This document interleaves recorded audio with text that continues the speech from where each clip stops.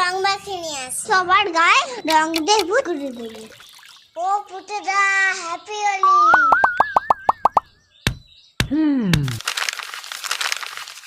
ওই খেবি, হ্যাপি হোলি।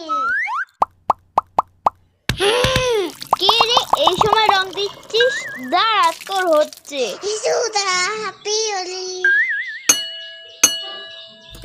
এই কে রে বেল বাজালে?